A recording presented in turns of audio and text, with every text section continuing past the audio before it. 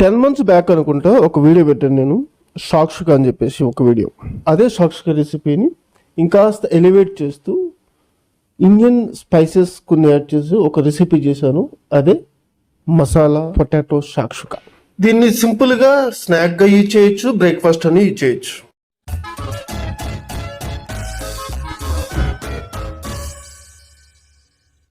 ఈ రెసిపీని బ్రేక్ఫాస్ట్ గాను స్నాక్ గాను 2 రకాలుగా ఆస్వాదించవచ్చు. దానికోసం ఒక పాన్ లో 1 tablespoon groundnut oil అంటే వేరుశనగ నూనె, అలాగే 1 టేబుల్ స్పూన్ బటర్.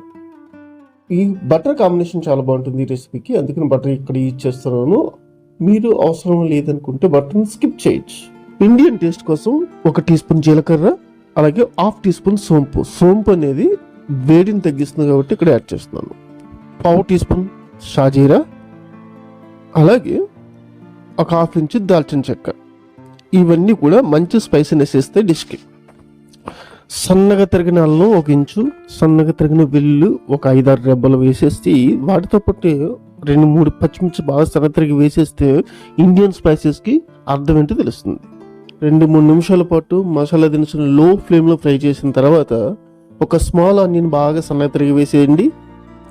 దాంతోపాటే 1 రెబ్బ కరివేపాకు బాగా క్రష్ చేసి వేసేస్తే ఫ్లేవర్స్ అన్ని బాగా బయటకు వస్తాయి. సబ్స్క్రైబ్ చేయలేదు కదా, please subscribe, like and share and comment. Thank you.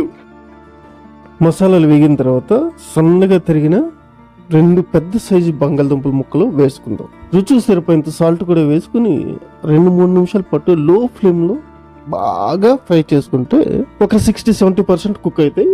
ఆ తర్వాత రుచికి సరిపోయేంత పసుపు కారం యాడ్ చేసుకుని మరో 2 నిమిషాల పాటు ఫ్రై చేసుకుందాం.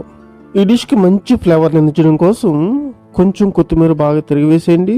అలాగే 1 మీడియం సైజ్ టొమాటో సన్నగా తరిగి వేస్తే మంచి సోర్నెస్ వస్తుంది డిష్కి. వీటితో పాటు 1 టీ స్పూన్ ధనియాల పొడి, 1/2 టీ స్పూన్ గరం మసాలా కూడా వేసి మరో 3 నిమిషాల పాటు లో ఫ్లేమ్లో కుక్ చేస్తే పొటాటో ముక్కలు బాగా వేగుతాయి. ఆ తర్వాత మధ్యలో స్పేస్ చేసి మసాలాకి 4-5 కోడిగుడ్లు పగలగొట్టి వేసేసేయండి.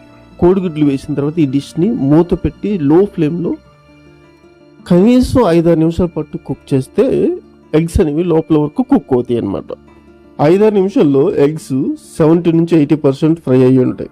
ఈ డిష్కి ఎగ్స్ అనేవి హాఫ్ బాయిల్ ఉంటేనే బాగుంటుంది. మీకు కావాలంటే ఫుల్ బాయిల్ చేసుకుని 2 వైపులు తిప్పి కాల్చుకోవచ్చు. అంతేనండి, చాలా సింపుల్ అండ్ ఈజీ రెసిపీ. అర్థమైంది కదా?